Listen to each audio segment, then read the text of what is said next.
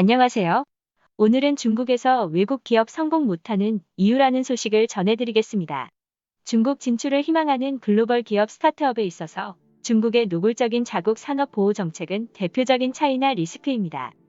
이는 글로벌 기업들의 중국 사업 실패 요인이자 현지 기업들이 누릴 수 있는 가장 강력한 홈 어드밴티지라고 할 수 있습니다.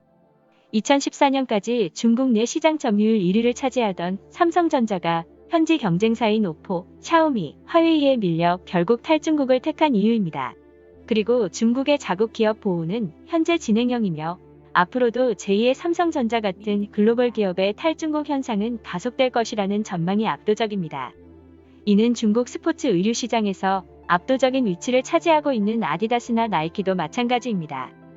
2017년 시진핑 국가주석은 2022년 동계 올림픽 준비 과정을 한방하면서 안타 로고가 새겨진 옷을 입었습니다. 시진핑 국가주석이 특정 브랜드 옷을 입은 경우는 드물기 때문에 많은 투자자와 전문가들은 중국 안타에 대한 암묵적인 지지로 해석하고 있습니다. 현재 40조가 넘는 중국의 스포츠 의류 시장은 여전히 서방 기업들이 장악하고 있습니다. 2019년 기준 아디다스 시장 점유율은 18.4%이며 나이키는 17.4% 정도입니다. 그리고 안타가 8.9% 정도로 3위를 차지하고 있습니다. 하지만 중국의 최고 지도자가 안타 로고가 새겨진 옷을 입음으로써 중국 내에서 안타의 매출 증가와 경쟁력은 크게 성장할 것으로 예상되고 있습니다. 실제로 2022년 베이징 올림픽 대회와 올림픽 대표팀 스폰서를 안타가 독차지하게 되었으며 안타는 이를 기반으로 중국의 넘버원이 되는 것을 목표로 하고 있습니다. 그리고 실제로 그렇게 될 가능성이 큽니다. 왜냐하면 이들에게는 중국 정부의 자국 산업에 대한 보호와 지지가 있기 때문입니다. 표면상으로 또는 공개적으로 중국이 외자 기업을 보호하기 위한 다양한 대책을 내놓고 있는 것은 사실입니다. 올해 1월부터 시행된 외상투자법이 대표적입니다. 외상투자법의 핵심 내용은 중국 내에서 외자 기업의 지식재산권과 특허를 더욱 강력하게 보호해준다는 것입니다.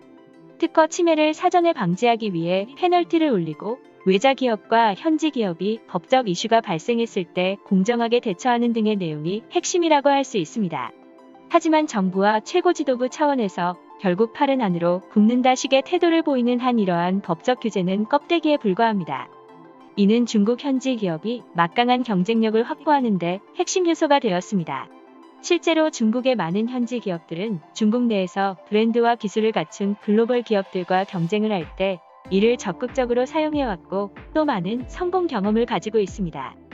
물론 중국 정부의 자국 기업에 대한 편애는 어제 오늘의 일이 아닙니다. 중국에 진출한 우리나라 기업들도 극복해야 하는 중요한 과제였습니다.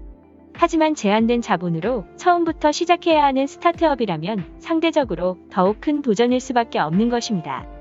오늘의 추천 영상은 달러 패권 위협하는 중국 디지털 위안입니다. 감사합니다.